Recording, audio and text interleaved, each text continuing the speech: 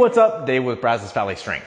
So today's video is one that you potentially have already seen. I made this video originally just for my private coaching group, and it received an overwhelmingly positive feedback there, so I decided, okay, I'll just share it on Instagram for a day and then be done with it. But just since then, people within my group have continued to have a lot of success just from working with these little things. I said in the original video that I was surprised at how many people were doing a bad job of this. So we're going to be talking about hinging today and the mechanics of hinging, why it matters, how it affects squatting and deadlifting and all those kind of things. And seriously, I totally believe, especially after making this video once and sharing it, I think that these things will have an impact on most people's training and a more significant impact than you would really imagine. So I think a lot of times, and especially when I first started making YouTube videos, a lot of them were about bracing, about drawing the rib cage down, expanding the belt, those kind of things. Because as an athlete coming up, I was taught when I'm squatting, deadlifting, that I just need to arch really hard. I need to keep my eyes up. I need to do all those kind of things. And I think that's probably still the case. So my assumption though was that I wanted to kind of counteract a lot of those things that I had to work on in the beginning. So bracing, drawing the ribcage down, doing all of that became a big part of my videos. I talk about it all the time. And I think a lot of it was my assumption that many people just knew how to move a bit better with the hinge in particular. So I really haven't mentioned it much. And shockingly at this point to me, but now I guess a little bit of hindsight, I understand it better. People do a really, really bad job of this. And talking to athletes and just seeing comments in general, people don't really like exercises like good mornings and Rdls and these pure hinge kind of movements, where I have really enjoyed a lot of these throughout my career. I don't do a whole lot of them anymore, but I think on my way up, I think doing a lot of these more posterior chain dominant exercises that made my back significantly stronger now, built my hamstrings, upper back, lower back, whatever, got me a whole lot stronger. And I just never really felt like they were all that taxing because I was comfortable doing them.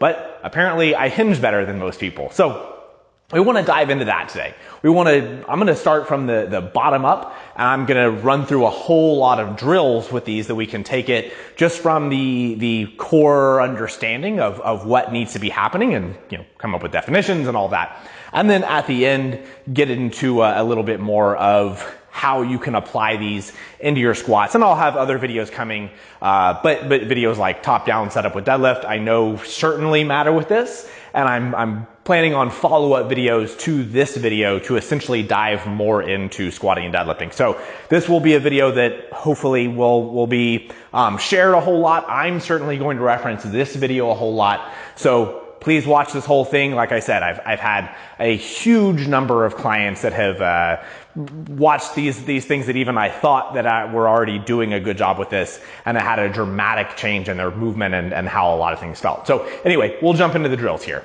So the first and most critical drill that we're going to work on is going to be the cat-cow stretch. So I think it's a yoga pose, or all the names. I don't really care where the names originated, but essentially we are going to be using this stretch to help you understand the differences between anterior and posterior pelvic tilt.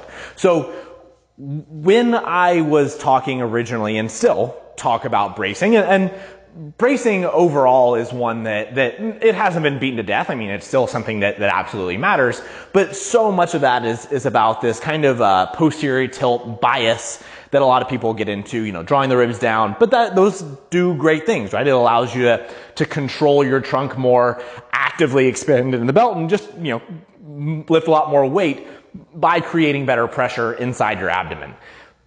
This is a complement to that. So if you can't brace well, the hinge isn't going to help you that much. Even if you brace well, then you can totally wreck that without having good hinge mechanics. So that's what we need to dive into. So the point of the brace is to get you into a more neutral position between your rib cage and your pelvis, right? We're going to try to have them stacked on top of each other.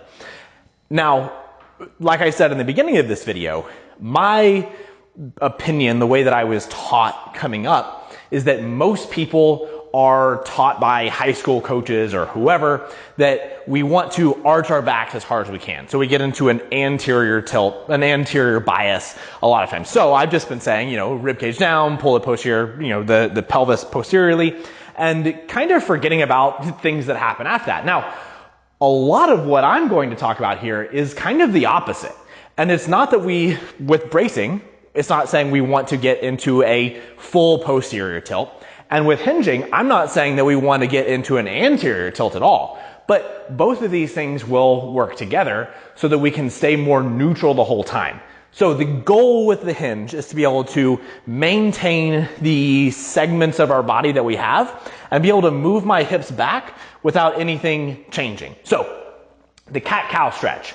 When we're doing this stretch, the goal is to feel anterior tilt, posterior tilt in the most basic, the most neutral position. When we're in the quadruped position, with this position, we should have so much ability to be able to manipulate our hips.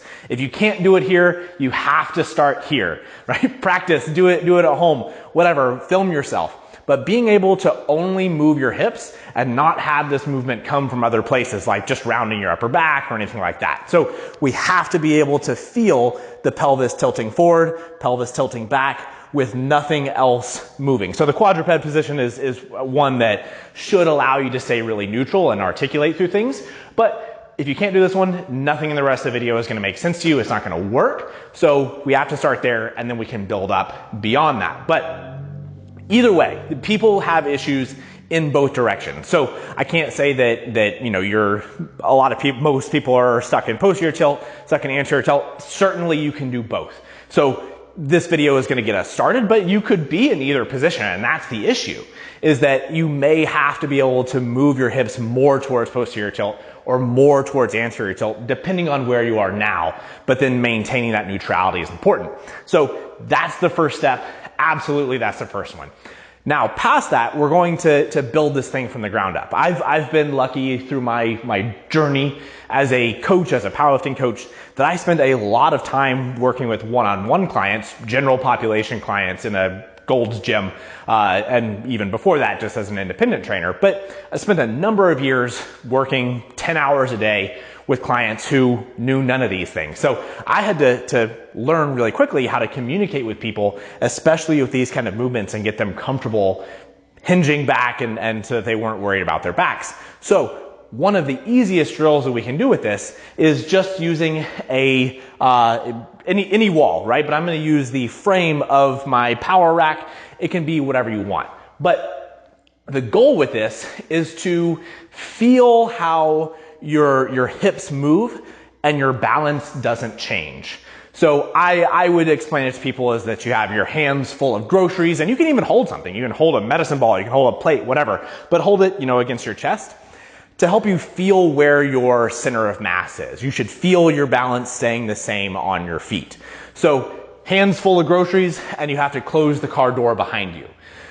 When you're doing this, if your shoulders, most of the time what happens, the natural instinct of people, if we don't have the cue of closing the car door with your butt, the natural instinct is to just move your shoulders forward. That's where people get into trouble with good mornings and Rdls, and they feel really bad, is that mostly it's just bending over with their shoulders and everything moving forward. What we want to try to do is have your center of mass stay on top of your feet and only your hips move backwards. So from there, we feel that weight on top of my feet and reach back, right? Continue, and we can change the distance that you are away from the pole. It can't be endless, right? Because I can only go back so far without tipping over. So, but having a goal as far as how far back we reach. Now, counter to that, how we can keep our balance maintained on top of our feet is the cue, reach your chest to your feet. And so with that, as I'm hinging back into the pole, into the wall, whatever, if I just reach back, my shoulders a lot of times will end up rounding. So to maintain a bit more extension in my back, I can reach my chest to my feet. And I'm not trying to arch hard, but I am certainly trying to maintain neutrality in my back. So by cueing my chest, big chest, and that's, a good cue, big chest, whatever, as I'm coming down, this will help me maintain extension in my upper back and keep everything from rolling under this way, right? So big chest, hips back is a common cue for especially conventional deadlifts, and this is really where it makes the most sense, or where we can feel that cue clicking the most. So as you're reaching back, we should be trying to get your hips back as far as you can, and from here, we don't feel a stretch in my hamstrings unless I lengthen everything in my upper body. So the big chest and continuing to reach will end up engaging things much more and keeping me stacked on top of my feet. Okay, so once you have both of those steps going, once you're able to effectively articulate your pelvis, anterior posterior tilt with the cat-cow stretch, and once you're able to start that hinge going, keep your balance on top of your feet, you feel good about that, we want to move into loading this. Because just like any other movement that we do, these really low-level drills are not going to be something that changes your life, that makes your big lifts effectively better. So we want to move into some exercises that we can add weight, so we can add challenge. So good mornings and RDLs are both some of the obvious choices. And I still want to think of both of these at the current moment as drills. They certainly will be included in programs in order to make you stronger. Right now, I'm more so just thinking about the hinge itself and learning how to do that more so than just using these. I'm not saying these are absolutely the best tools that you need right now, but these are certainly tools to help you make sure that you're moving appropriately and the load is where you need it. So one of the tools that I really like is actually putting a safety squat bar in a power rack and adjusting the height of the pins to use. So we can do safety squat bar, pinned good mornings. And again, this is not an exercise that I really ever program as a tool in normal training, but I think it's a really good tool when we're learning how to hinge in general. So the point of the pins is to manipulate how low that you're currently comfortable in going. So with both of these, the limit I think for people is that they don't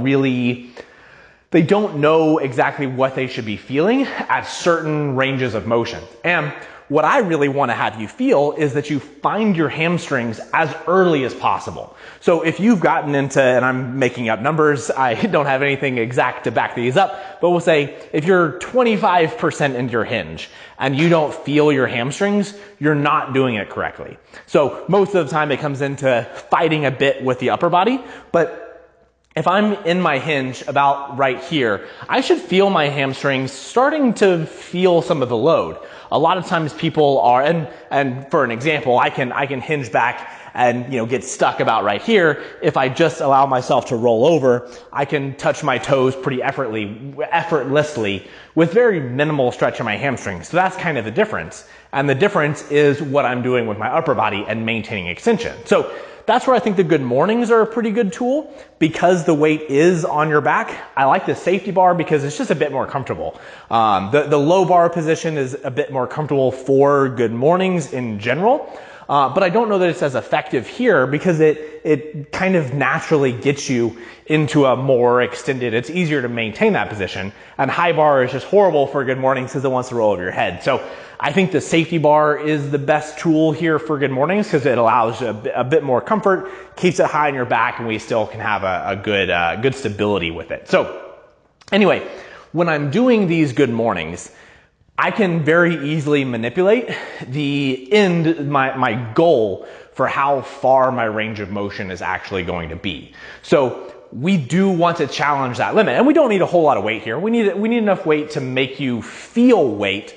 But like I said, we're not going after these as a really strong driver of hypertrophy or anything at the moment. We're using these to give you some feedback as to where you're actually moving.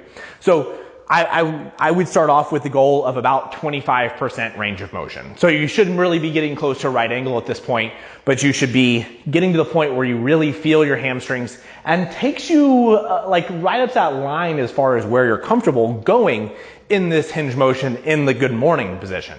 So from there, you can go a bit lower, a bit lower, a bit lower. And this may be something that you can add at the end of a session.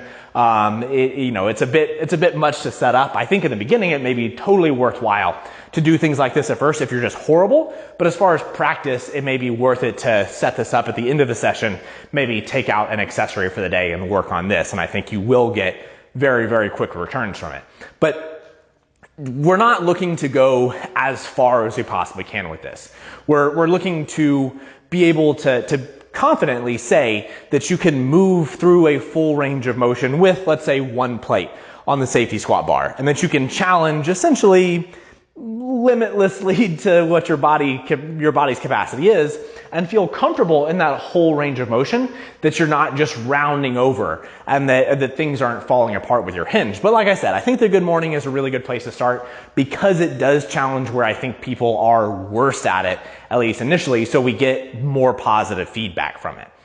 After that, we can move into things like the stiff leg deadlift and the regular RDL. I said in a previous video that I'm starting to like the stiff leg deadlift more and more than the RDL. From just a training perspective, I think it's a bit more comfortable. But I think here, the stiff leg deadlift, and the difference would be the stiff leg deadlift is bottom up every single time. You can certainly maintain tension on the way down. I think that's productive. Whereas the RDL never, you pick it up once and then it just stays in your hands the whole time. I like the stiff leg deadlift as a challenge after we get the top portion going. The stiff leg deadlift is going to really emphasize where people are the worst, meaning the very bottom position, when we have to find our hamstrings, good extension in our back, good leverage against the barbell, and be able to pick that up, pull whatever, to be able to find that strong hinge and maintain that while I produce force on the way up. So just as far as practice, it does need to be a lot of weight. Again, just one plate. But the goal is to be able to feel your hamstrings, feel nice and tight, and then as you start to move, that none of those positions change and that you can feel really your hamstrings driving. So other options here, just to continue to reinforce how you're hinging in training, are things like pin lay rows. Pin lay rows are probably not a very good option for back hypertrophy. Most of the time, the limit is going to be your hinge strength and even just balance in general, right? Like I can't hold that position very effectively with very much weight at all. Let's say 300 pounds on the barbell. I'm not going to be able to hold that extreme hinge position while the weight is moving. That's going to be my limitation. So doing regular barbell rows or something like that will probably be a more effective driver for back hypertrophy. And then the same is true with hinge strength, is that doing stiff leg deadlifts, RDLs, good mornings, those are probably more effective. But pin lay rows can be a very, very useful tool because we have to maintain that hinge position dynamically while the weight is moving through space. And so all of these things cohesively together can really, really help you feel a variety of positions and how you need to be able to maintain that neutrality while you move your hips and hopefully make your squats and deadlifts stronger. So like I said, the next part is going to be actually implementing these with your squats and your deadlifts to put more pounds on both of those lifts.